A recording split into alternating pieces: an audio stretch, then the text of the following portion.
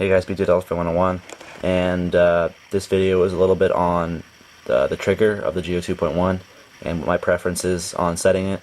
I'll tell you a little bit about how to change each thing and what each screw does, how it affects the pull of the marker, but I don't really want to actually adjust things right in this video because, as you know, when you get the setup you like, you kind of want to keep it that way. You don't want to mess with it because then you spend hours and hours trying to fix it again.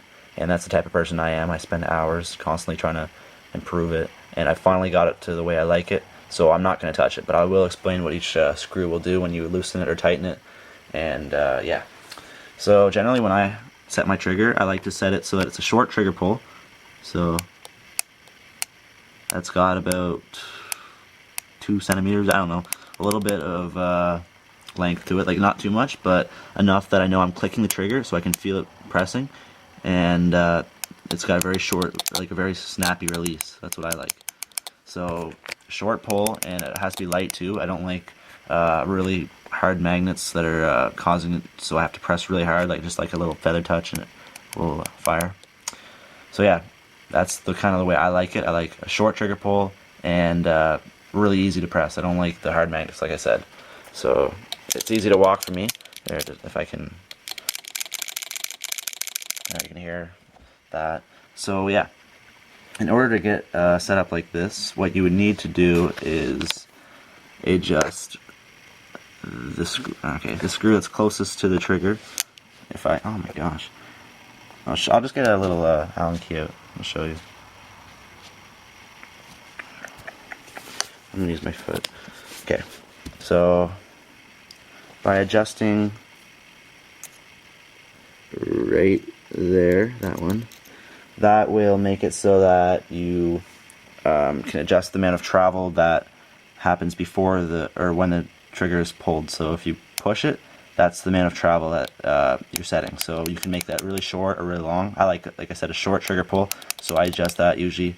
I think it's counterclockwise to reduce it, or no, clockwise to reduce it and counterclockwise to increase it, so I'd be turning it clockwise.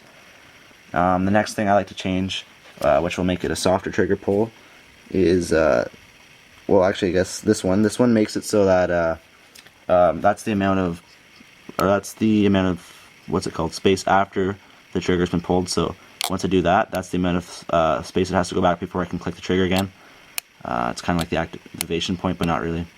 So yeah, it's a very short, you can see, it doesn't take too much for it to go back. I guess next we will talk about this one right there. That is the magnet strength return screw, or that adjusts how hard you have to press the trigger to actually make it push. Like I said, for me it's very light, so I barely have to touch it and it'll shoot. But you can adjust that by turning it counterclockwise to make it so that it's a harder trigger pull, if that's your type of thing. Like I said, I like soft trigger pull, so I usually adjust that clockwise to lower it. And the last thing you can change is the micro switch activation point, which is right here.